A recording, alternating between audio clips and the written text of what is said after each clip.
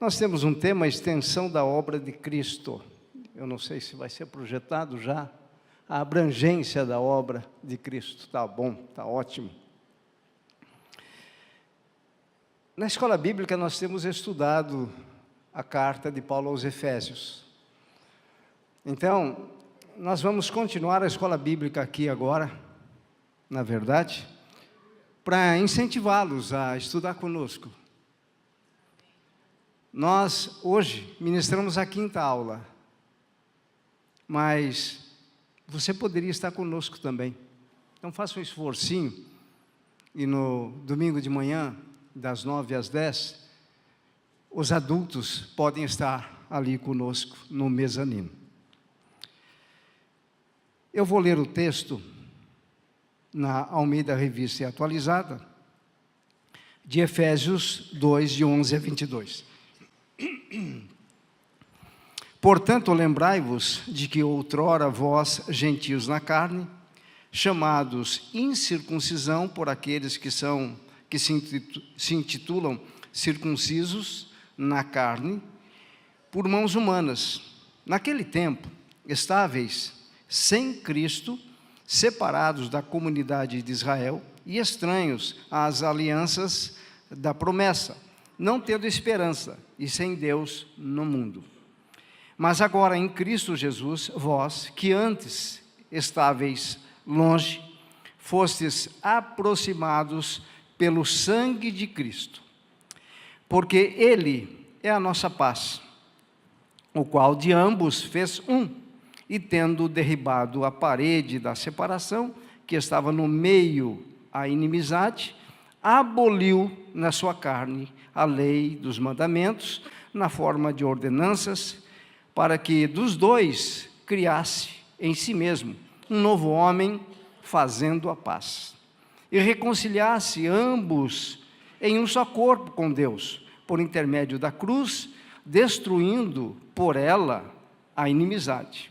E vindo, evangelizou paz a vós outros que estáveis longe, e paz também aos que estavam perto, porque por ele ambos temos acesso ao Pai em um Espírito. Assim, já não sois estrangeiros e peregrinos, mas concidadãos dos santos e sois da família de Deus, edificados sobre o fundamento dos apóstolos e profetas, sendo Ele mesmo, Cristo Jesus, a pedra angular, no qual todo edifício bem ajustado cresce para santuário dedicado ao Senhor, no qual também vós juntamente estáis sendo edificados para a habitação de Deus no Espírito. Senhor, nós te pedimos, vem, ilumina nossa mente e os nossos corações, para que possamos entender aquilo que o Senhor quer ministrar nos nossos corações, nesta noite, em nome de Jesus. Amém. A carta aos Efésios, na verdade, ela foi escrita por volta do ano 60 a 63 depois de Cristo, pelo apóstolo Paulo. Ele se encontrava preso em Roma, uma prisão domiciliar, mas ele estava preso exatamente por causa da pregação do Evangelho. Na verdade, dos 12 discípulos, porque Paulo veio para ser o 12º, dos 12 discípulos, somente João não foi martirizado. Todos os demais foram mortos, martirizados de uma forma cruel. Pedro, por exemplo, diz a história, não consta isso na Bíblia, mas a tradição da igreja mostra que Pedro foi crucificado de cabeça para baixo, porque ele dizia que não era digno de ser crucificado como Jesus. Então ele foi crucificado de cabeça para baixo. Paulo, por exemplo, como ele tinha cidadania romana, ele levou vantagem e foi decapitado. Por que levou vantagem? Porque entre crucificação e decapitação é melhor ser decapitado, porque a dor não existe na decapitação, né? Muito bem, então Paulo escreveu essa carta, ele estava em prisão, né, por volta do ano 60, 63. E o público dele era um público misto, ele escreveu para judeus e para gentios. Na verdade, essa carta era para ser lida em toda aquela região ali da Ásia Menor. Ou seja, nós temos Jerusalém aqui embaixo, depois subindo, nós temos Samaria, depois nós temos Macedônia, toda aquela região da Macedônia, não é? E, então, ali na Ásia Menor, região da Macedônia, nós encontramos Éfeso e todas aquelas outras regiões que são citadas ali em Apocalipse, nas 7 cartas de João no Apocalipse. Então, o público dele era um público misto. Então, guarda isso. Quem leu essa carta foram os judeus convertidos e os gentios convertidos. Propósito dessa carta: conscientizar os crentes dos decretos de Deus e sua vontade para a igreja. Então, é uma carta atual. Os propósitos de Deus naquela ocasião para a igreja, eles são eternos, então podem ser aplicados nos dias de hoje. Uma outra questão: o propósito de Deus foi revelar a ação da Trindade no plano redentivo do homem após a queda. Como sabemos, então, Deus criou o homem e o homem caiu. Após a queda, entra um plano redentivo de Deus. Ou seja, é como se Deus estivesse falando: o homem que eu criei, obra-prima da minha criação, me desobedeceu e houve a queda. Então, ali naquele concílio em que a Trindade participou, Pai, Filho e Espírito, decidiu-se pela redenção do homem. Estou trazendo uma linguagem aqui para o nosso entendimento, né? Mas o Pai, o Filho e o Espírito, em reunião eterna e celestial, na eternidade, isso aconteceu antes da fundação do mundo, segundo a Bíblia, decidiram o seguinte: vamos redimir o homem caído. E nesse plano divino de redenção do homem,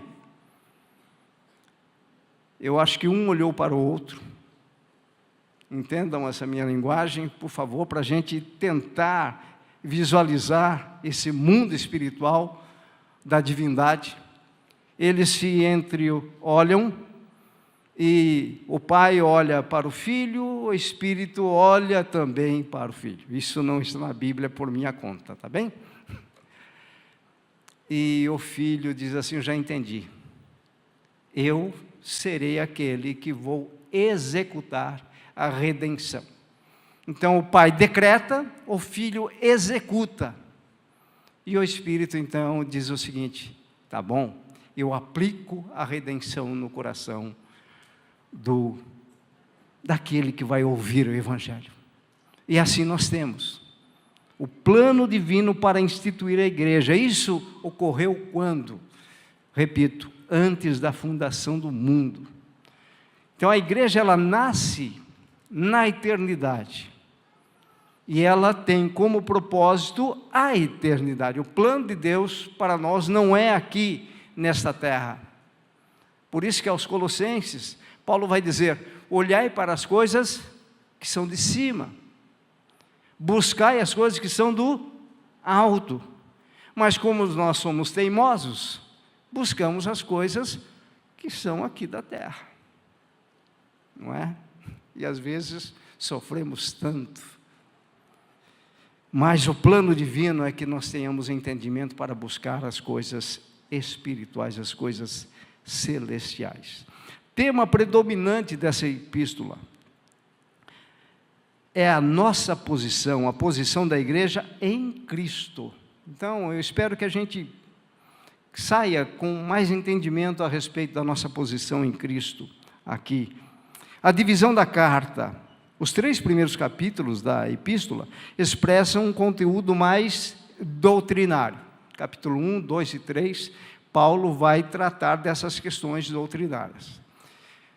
O capítulo 4, 5 e 6 é mais a prática. O que isso demonstra a nós? Que uma doutrina correta nos conduz para uma prática correta.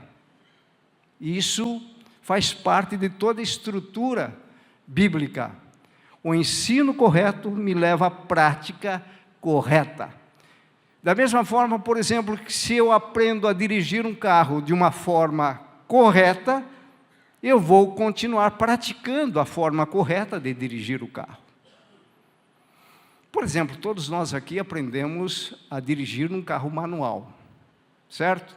Lembra? Tem que pisar na embreagem, mudar a marcha, primeira, segunda, terceira, quarta, quinta, não é? O carro de alguns aí já tem sexta marcha e assim vai. A primeira vez que eu peguei um carro automático, eu procurei a embreagem. E aí o que aconteceu? Carro em movimento. Eu fui querer cambiar. A minha mente estava condicionada ao carro manual. E aí, quando eu vou querer cambiar, eu piso no freio, pensando que é a embreagem. E aí, dá aquele tranco no carro. Então, o que acontece? Eu precisei aprender corretamente a dirigir um carro automático, para que a prática fosse executada de forma correta. Agora, imagine você aprendendo um evangelho falso. A sua prática será falsa. Tá bem? Então, quando você nasce num lar que não é evangélico, você vai ter uma tendência a seguir aquela orientação que você recebeu dos seus pais. Aí Jesus entra e começa a fazer a limpeza na mente para que suas práticas sejam corretas. Muito bem, capítulo 1 de Efésios, nós encontramos então a Trindade operando, Pai, Filho e Espírito. Tá bem? No capítulo 2, nós vamos ver Paulo destacando que a salvação é pela graça, por meio da fé, e isso não vem de vós, é dom de Deus. Mas antes, ele mostra o seguinte, que nós estávamos mortos nos nossos delitos e pecados, como se fôssemos um marionete nas mãos do... Como que é aquele condutor de marionete? Não me lembro agora, mas como se fôssemos um marionete nas mãos do ventríloco. E a figura que Paulo traz ali é que nós estávamos debaixo de potestades, da operação desse reino do mal nas regiões celestes, que é essa região em que nós estamos aqui, onde nós temos a atmosfera, onde até os aviões voam. Esses impérios malignos estão operando nessas regiões do planeta Terra. E então a figura ali é de que o ventríloco é Satanás dominando cada pessoa que é o marionete. E aí Paulo vai dizer que em Cristo isso se inverte. Deus nos coloca acima de principados e potestades, porém, nós continuamos debaixo de um reino agora. Então, nós saímos de um império, de uma autoridade maligna, e entramos para o reino do Filho do seu amor. E Paulo fala isso também lá em Colossenses 1,13. Deus nos transportou do império para o reino. Deus é especialista em fazer isso. No império nós tínhamos escravidão, éramos escravos. No reino nós estamos acima do império e nós dominamos o império. Então a posição da igreja é acima das potestades e não abaixo. Tudo bem até aí? E agora no capítulo 2, além da salvação pela graça, Paulo vem e nos traz estas informações aqui, que eu coloquei como tema a abrangência da obra de Cristo. O que estou querendo dizer com isso? Que a obra de Cristo, ela não é somente aquilo que nós achamos que é. Na escola bíblica eu dei um exemplo, por exemplo, de quando você adquire um carro, você compra um automóvel, e você sai da concessionária com um carro novo, aquele cheirinho de novo, gostoso, né? Nem barulho faz, se for elétrico. E aí, pessoal, mas você não imagina o trabalho que deu para que aquele carro fosse montado. Então, para que aquele carro fosse montado e você adquirisse aquele carro, então o engenheiro, teve uma equipe de engenheiros que montaram toda aquela estrutura, com todas as peças e parafernálias que um automóvel tem, e você está dirigindo. Então você fala, puxa, que legal, mas você não vê tudo o que aconteceu antes. Essa figura que nós temos a figura de Jesus na cruz, nós falamos hoje na ceia, no seu corpo, representando o pão, seu sangue, representado pelo vinho da nova aliança, e nós nos alegramos por isso, porque fomos salvos. A morte redentiva, ou seja, Ele nos comprou pelo seu sangue, a morte vicária, ela foi substitutiva, a morte era para eu assumir, porque eu sou pecador, mas Ele assume meu lugar, por isso a morte é vicária. Esse termo significa substituto. Mas ela abrange ainda mais. Então, quando Paulo escreve aqui no capítulo 2, neste parágrafo, como diz o Dr. Giovano, nesta perícope, que é um conjunto específico de versículos que você extrai do texto para estudar. Então, do versículo 11 ao 22, o que Paulo vai nos mostrar, então? Então, eu vou fazer uma síntese aqui, tá?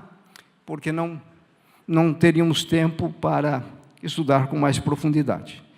Então, o primeiro ponto que nós queremos destacar aqui, em termos de extensão, de abrangência da obra de Cristo, é que Jesus quebrou a barreira da inimizade que existia entre judeus e gentios. E isso está lá escondido, que nós não vemos. A sua morte na cruz foi tão abrangente que, além de nos salvar, nós gentios, Ele nos fez ainda mais. Ele quebrou a inimizade que existia.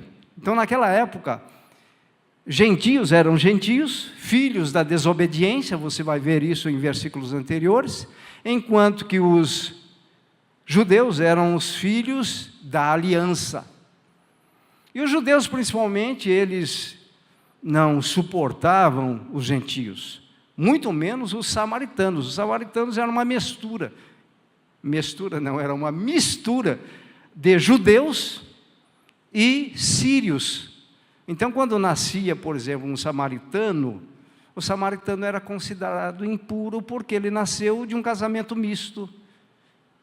Judeu, relacionando-se com um sírio, de uma raça que não era judia, nasce o quê? Uma criança que não é nem judeu e não é nem gentio. Como que eles chamavam? Samaritanos. Então, judeus não suportavam os samaritanos e também nem os gentios. Para o judeu, na mente dele, a salvação era somente para os judeus. Pedro pensava assim. Então, antes de Pedro pregar para um gentio, lá em Atos capítulo 10, quando fala a respeito da conversão de Cornélio, Deus precisou mostrar para ele um lençol com animais impuros. O que Deus estava querendo mostrar para Pedro? Não considere imundo, não considere impuro aquilo que Deus purificou. A extensão do poder salvífico de Jesus para os gentios, o sangue, a obra expiatória de Jesus envolve gentios. E Deus planejou isso quando? Na eternidade. E os judeus pensavam que não, nós somos os filhos da promessa, a salvação é para nós. Mas Deus então vai estendendo a graça para os gentios. E Ele disse isso quando chamou Abraão. Tanto é que Abraão chamava-se Abrão, pai exaltado. E Deus mudou para Abraão, pai de nações. Mas os judeus tinham dificuldade, e têm dificuldade, principalmente aqueles que não creem em Cristo, de entender as Escrituras. Imagina um judeu ouvindo essa pregação, ela vai falar, que cara petulante. Mas entenda, essa chamada de Deus para Abraão, que ele seria pai de nações, e não pai de nação, porque os hebreus formaram uma nação. Então nós temos a nação de Israel, e dessa nação nós temos os judeus, tá bem? É uma nação. Mas Deus tinha dito para o pai dos judeus, pai dos israelitas, tanto é que Deus se revela para Moisés dizendo o seguinte, olha, eu sou o pai de Abraão, de Isaac e de Jacó. Deus já tinha dito para Abraão que Abraão seria pai de nações. Então eles não, me desculpem os judeus, mas os ortodoxos, mas vocês precisam ver isso na Bíblia, ou vão ter que alterar o texto. Então os gentios já estavam, antes da fundação do mundo, dentro dos propósitos de Deus. Porém a salvação vem dos judeus, por quê? Porque Cristo era judeu. E Paulo vai dizer, me parece que na carta aos Gálatas, que nós somos devedores aos judeus, porque a salvação vem dos judeus. Muito bem, então, o que acontece? Havia essa inimizade, um muro de separação, e vamos chamar esse muro de inimizade mesmo. De um lado, gentios, de outro lado, judeus. Os gentios eram politeístas, adoravam vários deuses. Por quê? Porque eles não tinham Deus verdadeiro, e o homem por si só, ele está buscando um Criador. Então eles adoravam vários deuses, enquanto que os judeus tinham e têm o Deus verdadeiro, que é Iavé, o único Deus. Deus se revela para Abraão, lá em Êxodo 3, como o Senhor. Essa palavra Senhor, lá no hebraico, é o tetragrama sagrado, que é Iavé. Então Deus está dizendo, esse é meu nome. Quando os filhos de Israel perguntarem meu nome, diga, é Iavé. E eles não pronunciam esse nome pelo zelo, para não pecar contra Deus. E nós, igreja, deveríamos aprender esse zelo que os judeus têm. Isso é louvável. Então, se você verificar no versículo 14 e 16 principalmente, você vai ver que essa barreira foi quebrada, a inimizade, e ele trouxe paz entre esses dois povos. Então, é uma abrangência que muitas vezes nós não sabemos. Um outro ponto que Jesus fez, através do seu sacrifício na cruz do Calvário, por isso coloquei obra de Cristo, uma outra questão importante foi que ele aboliu a lei dos mandamentos na forma de ordenanças. Olha só, e aqui nós temos que parar e analisar melhor. Essa palavra ordenanças, quando você analisa ela no texto original, é a palavra dogma, tá? A Igreja Católica usa muito essa palavra. Dogma, na verdade, era um conjunto de regras e requerimentos da lei de Moisés, que sugere a severidade e julgamento ameaçador. Era aquela ideia dos fariseus que queriam que todos seguissem a lei de Moisés à risca e cumprisse. E se você não cumprir, você será condenado. E eles mesmos não tinham poder e não têm poder até hoje de cumprir a lei de Moisés. Vale uma ressalva aqui. A lei de Moisés, em algumas sistemáticas, ela se divide em lei moral, lei civil e lei cerimonial. Lei civil é somente para Israel. As leis cerimoniais também é somente para Israel.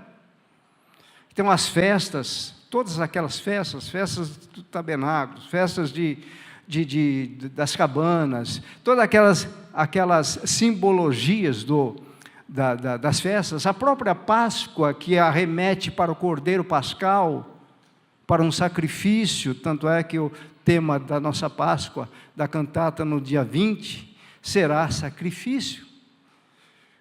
Mas nós não comemoramos a Páscoa, nós não matamos o cordeiro, nós não comemos a carne do cordeiro na Páscoa, nós não comemos as ervas amargas que simbolizavam o tempo de escravidão de 400 anos no Egito, nós não comemos o pão sem fermento, que era um símbolo de que eles deveriam se preparar, comemorar a Páscoa e sair rapidamente. E viria então a 10ª praga, que foi a morte dos primogênitos. Então, nós não comemoramos isso e não tem sentido isso para nós.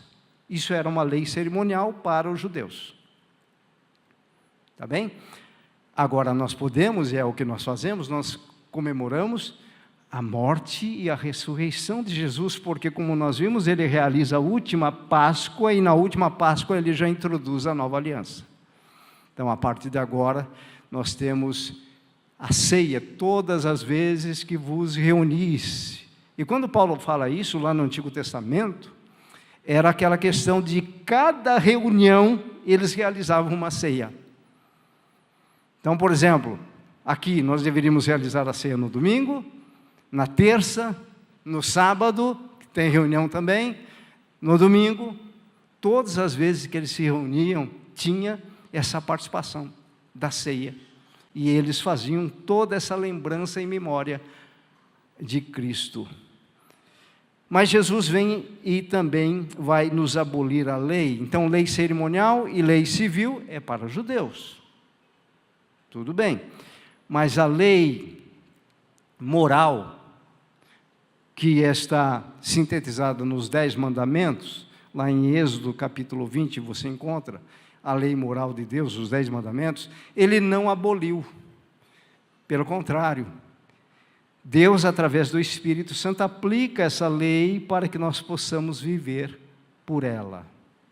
Então, é um poder do Espírito gerado em nós, para que nós possamos cumprir a lei moral de Deus. Aliás, isso faz parte da vontade de Deus, tá? Que nós cumpramos a lei que Ele estabeleceu. Mas essa lei que era um peso, que era a ideia aqui de severidade, julgamento ameaçador, Jesus quebrou isso. Então, quando Jesus quebrou, os judeus não podem mais ameaçar os gentios e nem a eles mesmos. Então, esse seria o segundo ponto. O terceiro ponto, são 150 pontos, pessoal. Brincadeira. Terceiro ponto, ele evangelizou a paz entre judeus e gentios. Então, a morte sacrificial de Jesus trouxe essa boa nova, essa notícia de que a parede da inimizade tinha sido quebrada. Então, essa é a ideia de evangelizar, trazer boas novas de paz. Quarto ponto, esse quarto ponto é brilhante. E nós falamos de relance aqui, eu acho, ou foi na aula. Ele proporcionou livre acesso na presença do Pai em um Espírito. E quando você vai para a carta aos Hebreus, o que o autor vai dizer? O autor vai dizer que Jesus, ele nos inaugurou um novo caminho, pelo véu, a sua própria carne. E aí você começa a associar véu, a sua própria carne, no momento em que Jesus morre, na hora 9, às 15 horas, o véu se rasgou. E aí Jesus entra nos tabernáculos eternos e oferece o quê? O seu sangue. Não para o perdão dos seus pecados, como era no Antigo Testamento, mas Ele oferece o seu sangue, o sangue que foi a nossa redenção. Redenção é compra mediante o pagamento de um preço. Então nós somos comprados mediante o sangue de Jesus. Ele oferece o sangue.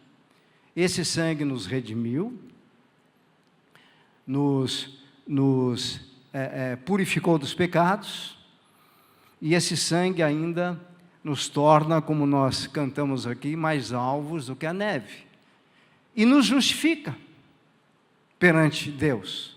Então nós somos justificados, não pelos nossos atos, mas pela obra de Jesus. Então tudo isso é uma extensão, é aquela ideia de você sai com o carro pronto, mas você não consegue ter uma ideia do que aconteceu. A obra redentiva de Jesus foi muito abrangente. Então o que nós temos aqui? Ele proporcionou esse acesso. Então não existe mais separação entre lugar santo e santíssimo lugar. Eu tenho acesso, livre acesso ao Pai. Eu não preciso de um sacerdócio humano. E Jesus foi um sacerdote segundo a ordem de Melquisedeque, ou seja, sem pai, sem mãe, sem genealogia. Então, ele oferece a si mesmo, e ele não precisa levar sangue de animais. Por quê? Porque ele não tinha pecado. Então, proporcionou acesso, livre acesso perante o Pai. E para finalizar esta parte, tá? Que é a primeira parte dessa exposição. Para quem gosta de subir de degraus, para quem gosta de promoção, para nós agora, mais ou menos como a música que foi cantada aqui. Ele elevou o nosso status. Já pensaram nisso? Isso você encontra no versículo 19. Então, eu vou ler o versículo 19, porque é pequeno, novamente. Assim, já não sois estrangeiros e peregrinos. Era assim que os gentios eram conhecidos, porque não faziam parte da comunidade da aliança. E Paulo está agora encorajando os gentios, dizendo, vocês já não sois estrangeiros e peregrinos, mas concidadãos dos santos, e sois da família de Deus. Concidadãos aqui é o seguinte, que tem a mesma cidadania. Quem fez isso? Jesus. Mais uma extensão da obra expiatória, que foi muito abrangente. Então ele nos pega, como gentios, e coloca debaixo das mesmas promessas dos judeus. E quando você vai para Gálatas 3:29, você encontra um versículo que vai dizer o seguinte, se sois de Cristo, sois herdeiros da mesma promessa, conforme as promessas que foram feitas a Abraão. Então Deus nos colocou nessa família, Ele nos enxertou na videira por causa da obra abrangente de Jesus na cruz do Calvário. O que você está percebendo aqui? Qual foi a sua participação nisso? Por exemplo, ele quebra a barreira da inimizade, ele vai abolir a lei, não é? Que tinha lá a questão daqueles requerimentos, dos mandamentos, das ordenanças. Ele evangelizou a paz, proporcionou livre acesso e elevou a nossa cidadania de estrangeiros e peregrinos para filhos da mesma promessa. Filhos da obediência agora, filhos da aliança, nova aliança. O que nós fizemos? Nada. Por isso que o nosso espírito deve ser de adoração por aquele que fez tudo por nós e nos colocou numa posição de honra acima de potestades e qualquer ação demoníaca que seja elencado aí. E é por isso que os evangelhos, Jesus mesmo vai dizer que as portas do inferno não prevalecerão contra a igreja. O que significa dizer que o inferno, ele tem, Jesus usa essa metáfora de que o inferno tem uma porta. E essa porta vai ser arrombada. Por quem? Pela igreja. Aí entra a evangelização, a intercessão, os avivamentos que vêm, e massas e mais massas de pessoas são salvas por causa da igreja que está marchando. Agora vejam, existem algumas consequências que você vai encontrar nos versos 20, 21 e 22, e aí nós finalizamos. Muito bem, no verso 20 vai dizer o seguinte, que nós fomos edificados sobre 2 fundamentos. No Antigo Testamento, quem é que trazia, quem é que era a boca de Deus? Os profetas. E no Novo Testamento, quem é que traz as boas novas e as sãs doutrinas? Os apóstolos. Então, aí Jesus vai dizer o seguinte, ou seja, Paulo vai dizer o seguinte, que nós fomos edificados sobre fundamentos dos apóstolos e profetas. Mas não somente isso, ele diz o seguinte, tem um sustentador desses fundamentos. Então, aquele que executou a obra, aquele que fez tudo o que precisava ter feito, é ainda o sustentador da igreja. Então imagine Jesus, conforme Paulo diz aqui, Cristo é a pedra angular. Então ele está usando uma metáfora para mostrar para nós que nesse edifício espiritual chamado igreja, que é formado por pedras vivas, que somos cada um de nós, existe uma pedra angular que sustenta tudo isso.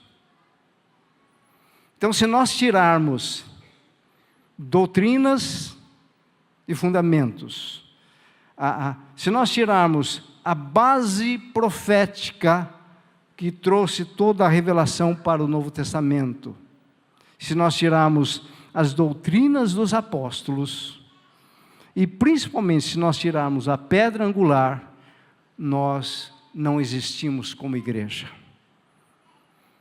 E está entrando e se infiltrando na igreja o chamado Evangelho, e agora? W-O-K-E. Como que pronuncia isso, Meire? W-O. Woke. Evangelho, woke. Vocês vão começar a ouvir bastante disso. Eu coloquei os óculos para ver lá o horário, pessoal. Que sem óculos enxergo bem de perto, mas para ver a hora eu preciso colocar os óculos. Evangelho woke. Vai aparecer muito aí agora nas mídias, tá? Então, o que acontece? É um evangelho, é um falso evangelho, na verdade. A origem dele está na chamada teologia liberal. O que significa isso? É uma forma de interpretar a Bíblia que não considera, por exemplo, a autoridade do autor.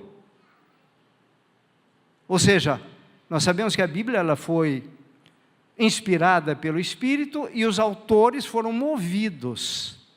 Então, dentro dessa teologia liberal, eu posso ler, por exemplo, a história, a narrativa de Jonas e dizer, não, isso foi um mito. Eu não aceito isso como uma verdade histórica, como uma narrativa histórica, mas eu aceito isso como um mito apenas. Ou seja, nessa teologia liberal, é um método chamado, foi criado um método para isso, que nasceu no século XVIII, XIX, deu uma morrida um pouco no século XX, e agora no século XXI ele está entrando novamente de forma muito forte. É um método chamado histórico-crítico, que é usado, sabe por quem?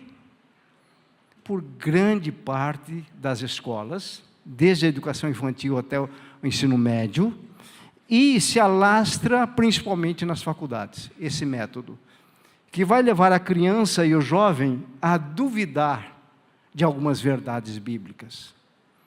Então, eles não creem na oração, não creem em cura, eles não creem na inspiração das Escrituras. Logo, você tem um jovem consagrado aqui, e ele está adorando a Deus, está sendo um instrumentista, está participando do louvor, entra na faculdade, vai barrar com esses professores que têm uma facilidade de persuasão muito grande, tem uma cultura forte, e aí você vai ver, você começa a perder o seu filho pelos vãos do dedo. Ele está recebendo lá uma doutrinação.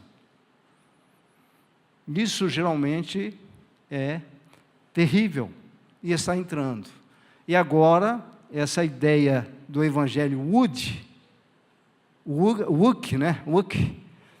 tem esse pensamento.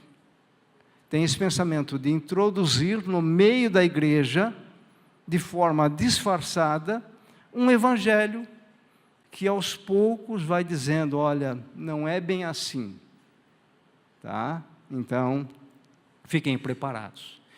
Os pais da igreja e os apostólicos estavam ali com os apóstolos, e os pais da igreja, então, a partir do século II, século III. Como que eles liam a Bíblia? Ou melhor, como que eles consideravam a Bíblia? Como sendo a autoridade absoluta. Eles criam na inspiração das Escrituras, respeitavam e entendiam que para interpretar precisaria fazer uma leitura usando um método também que agora é chamado de método histórico-gramatical. Ou seja, nós usamos aqui o método histórico-gramatical. Ou seja, o método histórico-gramatical, ele retira do texto o que o texto diz. E nós, intérpretes, devemos nos encaixar nessa verdade. Enquanto o método histórico-crítico diz, não, eu posso interpretar a Bíblia da forma que eu quiser. Eu posso dizer que a arca de Noé não aconteceu. Como que Deus colocaria um dinossauro, um bractiosauro, na arca? Vai levando a esse tipo de raciocínio, e os jovens principalmente, que não estão firmados na palavra, vão balançando. E aí ele vem e questiona o pai. Se o pai também não estiver firme, o pai, você tem razão. Quer saber de uma coisa? Nada de Bíblia mais, igreja é só para ganhar dinheiro. Enfim, está entrando aí e vai vir com força. Mas pelo que nós vimos, a igreja de Cristo tem o quê? Uma pedra angular e um fundamento. O problema é se nós perdermos isso. Ou seja, isso não pode ser perdido por nós.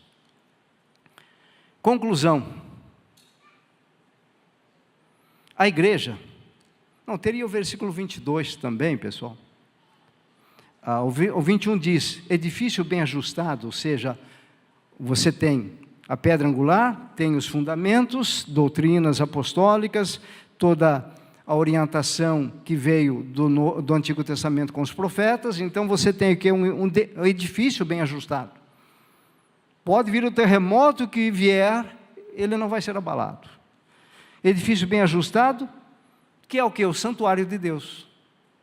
Então nós não somos essas paredes, nós somos o que cada um de nós somos em Cristo Jesus, santuário de Deus.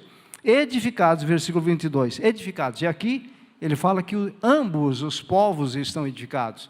Ambos aqui, judeus e gentios, para a habitação de Deus no Espírito. Então, isso são consequências dessa abrangência da obra de Cristo. Conclusão então, pessoal, e depois uma aplicação rápida. Conclusão, a igreja é formada por pedras vivas. Como pedras vivas que vivem, sois edificados casa espiritual para ser de sacerdócio santo, a fim de oferecer de sacrifícios espirituais agradáveis a Deus, por intermédio de Jesus Cristo. 1 de Pedro 2,5. E os fundamentos estão pautados nas doutrinas dos apóstolos e profetas. Guardem isso, doutrinas. A igreja precisa de doutrina para você não ser levado por todo o vento de doutrina. É daí que entra a apostasia. Eles se desviam da fé porque não têm essa estrutura bem formada. Porém, a pedra angular que sustenta espiritualmente essa casa espiritual que somos nós, é Cristo. Aplicação. Quais as implicações do reconhecimento dessas verdades para a igreja contemporânea? Ou seja, a igreja precisa reconhecer essas verdades para ela permanecer de pé. Lutero dizia o seguinte a respeito da doutrina da justificação. Lutero dizia, com essa doutrina a igreja permanece de pé. Sem essa doutrina a igreja cai. Então, as doutrinas são pilares fundamentais. Então, o que implica isso? O reconhecimento. Nós precisamos reconhecer para continuar marchando, para realmente quebrarmos esses evangelhos falsos. Segundo ponto, qual a importância das doutrinas apostólicas para a firmeza espiritual da igreja? Eu já disse, a igreja precisa conhecer o que é a redenção, o que é a remissão de pecados, o que é regeneração, o que é novo nascimento, o que é justificação, o que é glorificação. Nós precisamos saber isso na prática e viver isso e falar, não, eu sou justificado não porque eu sou um bom marido, eu sou um bom pai, eu sou um bom crente, mas por causa daquilo que Jesus fez na cruz do Calvário. Os méritos são de Cristo. Terceiro ponto, reconhecemos a Cristo como realmente sendo essa pedra angular para sustentar o edifício. Ou seja, agora nós sabemos disso. Então, são pontos que nós devemos pensar. Amém? Eu não conheço todos que aqui estão, mas talvez você esteja dizendo, e eu? Eu faço parte desse edifício? Talvez alguém esteja perguntando assim. Então, ou você sabe responder essa pergunta, ou você está em dúvida. Se você sabe responder, você vai dizer, não, eu agora entendi e já sou parte desse edifício. Eu sou gentio, não sou judeu de nascimento, eu sou gentio, mas eu faço parte desse edifício. Eu não sabia dessas informações, mas eu faço parte.